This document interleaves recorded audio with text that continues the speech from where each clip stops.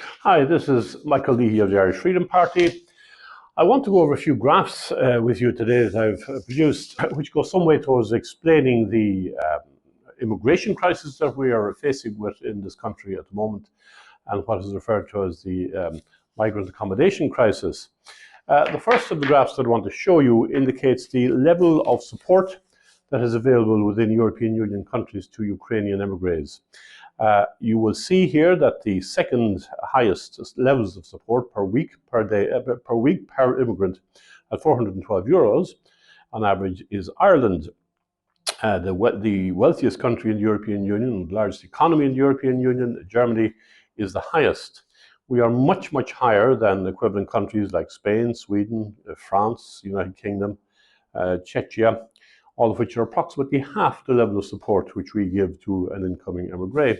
So that would indicate that Ireland has created a situation where it is a very, very desirable country to come to. The second graph, which I have collated from population statistics and the level of Ukrainian migrants who are present in the country at the moment, represents the number in thousands of Ukrainian persons in the country as a proportion per million of population, of the receiving population. And you will see from this graph that, and we've excluded the immediately frontline states in this, we've excluded countries like Poland, Czechia, Slovakia, Moldova, Russia, Belarus, and the Baltic states, Latvia, Lithuania, and Estonia, which are on the front lines, and which may be expected to have a far higher proportion of Ukrainian visitors.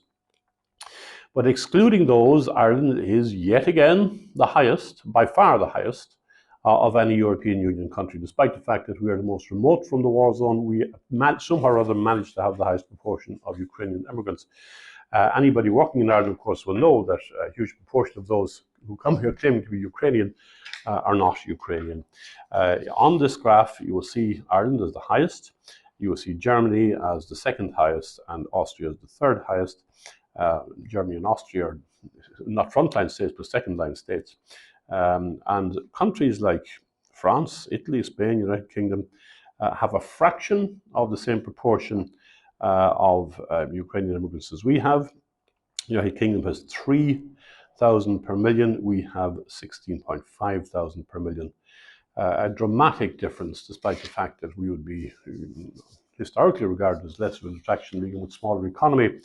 But somehow or other, huge numbers of them have ended up here. We in Ireland know that many of the people who do end up here appear to be wealthy people. We hear stories of them renting out their properties in Ukraine while they're over here, existing on state subsidies and being very well looked after. So this is not an accommodation crisis. This is something which has been created by government. This can be stopped at any time by reducing the level of support which you give. And of course, Ireland is not obliged under international treaties to take in Ukrainian migrants. We are only obliged by our international obligations to take in people who arrive in Ireland as a first country, and very few of them do. Certainly from Ukraine, Ireland is not the first country where they would be inclined to come. Many of them drive across Europe to get here. So we have no obligation whatsoever to take them in. We have no obligation whatsoever to be beholden to the European Union in terms of immigration policy. We have a derogation from that under the Lisbon Treaty. So this is a crisis which has been created by government, presumably because the members of government wish to virtue signal, they wish to get the warm, fuzzy feeling that creates among them and among their supporters.